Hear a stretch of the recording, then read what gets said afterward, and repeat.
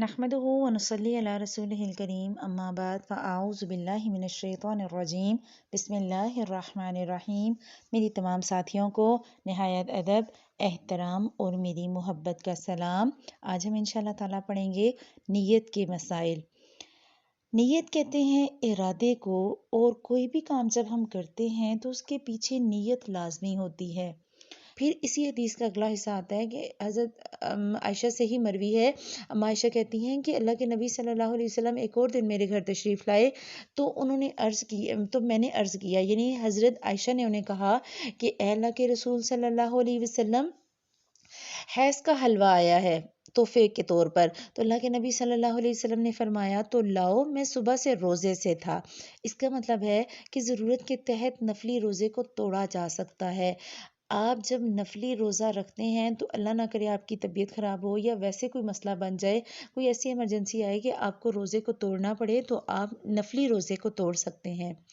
आगे हम करेंगे सहरी और अफ्तारी के मसाइल कि सहरी कब की जाए और इफ्तार के लिए क्या किया जाए। तो अल्लाह के नबी सल्लल्लाहु अलैहि वसल्लम ने फरमाया कि एक तो सहरी में बरकत है। तो हज़रत अनस से एक रिवायत आती है कि अल्लाह के नबी सल्लल्लाहु अलैहि वसल्लम ने फरमाया तसहरू, सहरी खाओ, फ़इन्ना फ़िस्सुहूरी बरका, बेशक सहरी में बरकत है। लेकिन यहाँ ये नहीं कहा गया कि सहरी लाजिम करो, यहाँ सहरी खाने की तरगीब तो दी गई है, लेकिन ये नहीं कहा गया कि सहरी के बगैर रोज़ा नहीं होगा।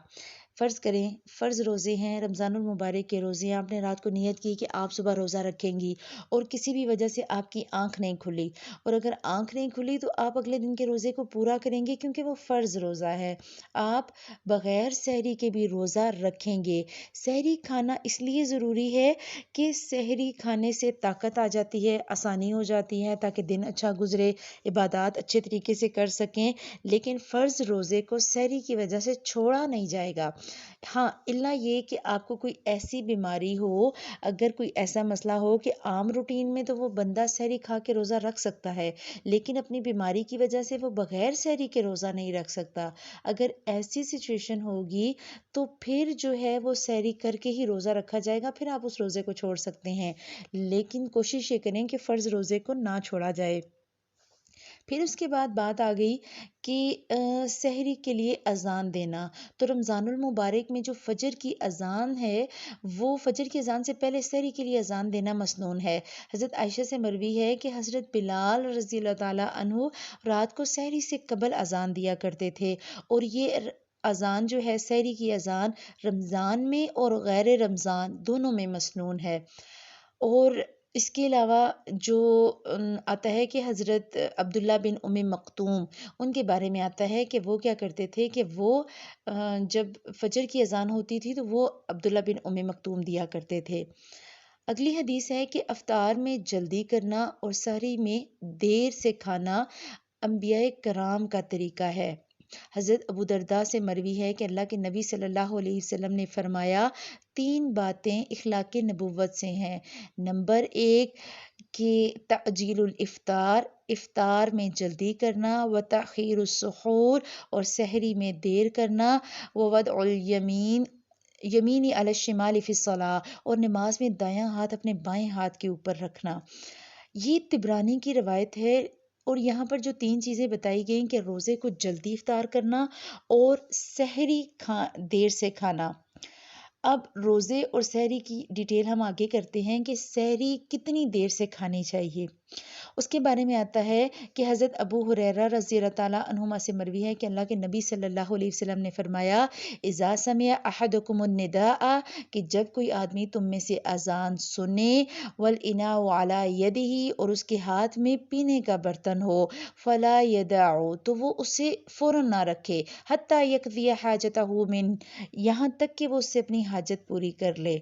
यानी आपको रियायत दे दी गई कि अगर आप सहरी कर रहे हैं और अज़ान शुरू हो गई है तो आप अपने बर्तन को खाली करें।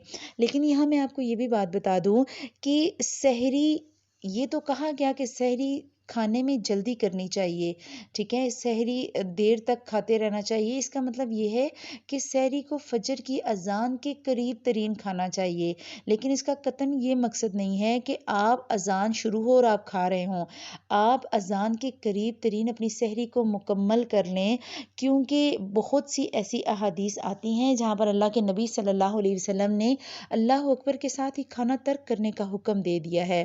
اور ہمارے ہاں یہ رواج ہے کہ ایک بات عام طور پر کہی جاتی ہے کہ جیسے ہی جو آخری اذان ہے اس کے ساتھ سحری کی جا سکتی ہے، اور اسی بات کو حجت بنا کر لوگ فوراً سے جو ہے وہ آخری اذان کے ساتھ بھی سحری کر لیتے ہیں، اور کئی لوگ تو یہ بھی کہتے ہیں کہ آخری اذان کے ساتھ پکی ہوئی روٹی بھی پوری کھائی جا سکتی ہے، حالانکہ یہ غلط ہے، یہ کسی مسئلے سے یہ بات ثابت نہیں۔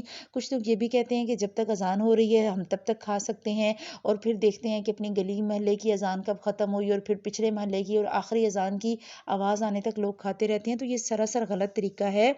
یہاں یہ بتایا گیا کہ سحری دیر سے کرنے کا مقصد یہ ہے کہ جب شرط بتا دی گئی کہ جب فجر کا ٹائم ہو جائے سحری سے روک لو، یہ اجازت اس صورت میں ہے کہ آپ اٹھے، عام روٹین میں آپ سحری جلدی کر لیتے ہیں، سحری فجر کی اذان کے قریب ترین کر لیتے ہیں، لیکن کسی دن ایسا ہوا کہ دیر ہونے کی صورت میں اذانیں شروع ہو گئیں اور آپ سحری کر رہے ہیں، تو اس کو مکمل کر لیں، لیکن اس کو بھی زیادہ ڈیلے نہ کریں، بس اتنا کھا لیں کہ آپ کا روزہ اچھا گزر جائے۔